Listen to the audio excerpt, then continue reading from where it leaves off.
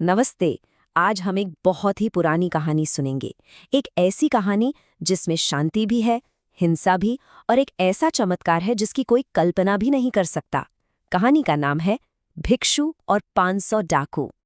हाँ, ये कहानी है गहन शांति की और साथ ही एक मुड़ी हुई तलवार की। तो कहानी शुरू होती है एक बहुत ही दूर घने जंगल से। इतना दूर कि सभ्यता से लगभग 120 योजन की दूरी पर था। जरा सोच कर देखिए, एक ऐसी जगह जहां सिर्फ पत्तों के हिलने की आवाज हो या फिर हवा की सरसराहट, एकदम शांत, बिल्कुल एकांत। और इसी शांत जंगल के बीचों बीच 30 भिक्षु ध्यान साधना कर रहे थे। वो बाहरी दुनिया से बिल्कुल दूर, बस शांति और आत्मखोज में गहरे उतरे हुए थे। लेकिन जहाँ इतनी शांति थी, वहीं एक खतरा भी मंडरा रहा था।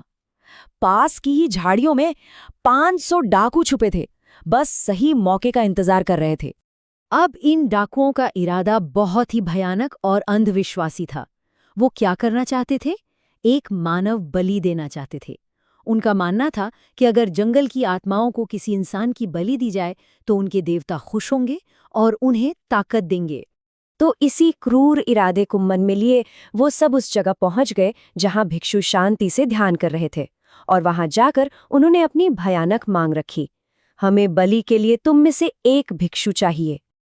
अब इस भयानक मांग को सुनकर जो हुआ, वो सच में किसी ने सोचा भी नहीं होगा। डरने या भागने की तो बात ही छोड़िए, उन सभी 30 भिक्षुओं ने आगे बढ़कर कहा कि वो अपनी जान देने को तैयार हैं। और उन्हीं में एक 7 साल का छोटा सा बच्चा भी था, एक नौसिखिया भिक्षु जिसका नाम था सामखिच्च। और जानते हैं, वो उम्र में छोटा जरूर था, पर वो एक अरहत था, यानी एक ऐसी आत्मा जो पूरी तरह से प्रबुद्ध हो चुकी थी, जिसे जीवन और मृत्यु से कोई फर्क नहीं पड़ता था। तो उस छोटे से भिक्षु ने बड़ी ही शांति और गहरे ज्ञान के साथ कहा, मेरे गुरु जानते थे कि यहाँ खतरा है और उन्होंने जानबूझकर ही मुझे यहाँ भेजा है। मैं इन डाकुओं के साथ जाऊंगा। डाकुओं ने अपनी बलि की तैयारी शुरू कर दी। उनके सरदार ने उस छोटे मासूम भिक्षु पर वार करने के लिए अपनी चमकती हुई तेज तलवार ऊपर उठाई।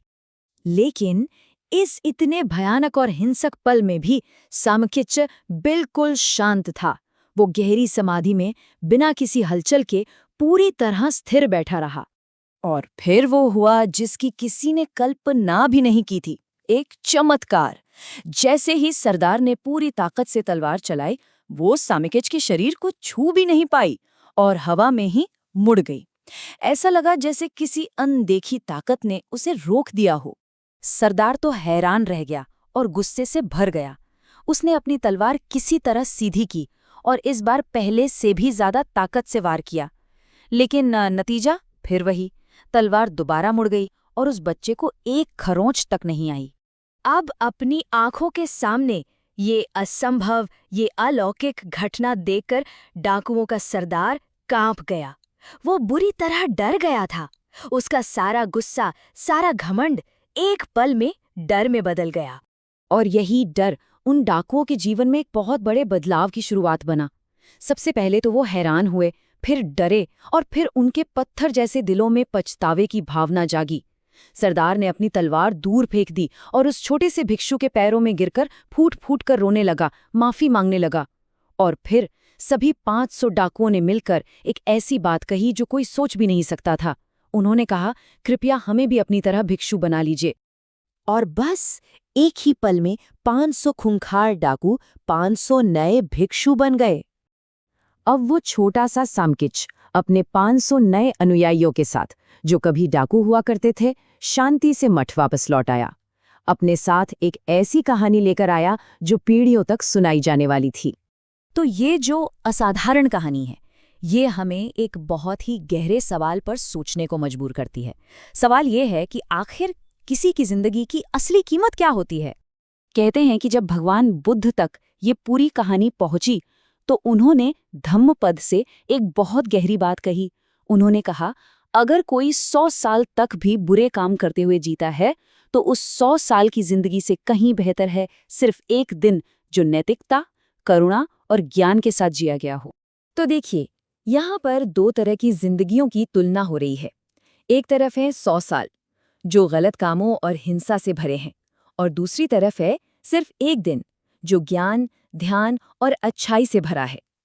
बुद्ध के मुताबिक उस एक अच्छे दिन की कीमत उन 100 बुरे सालों से कहीं कहीं ज्यादा है। तो इस पूरी कहानी से हम क्या सीख सकते हैं? कुछ बहुत जरूरी बातें हैं।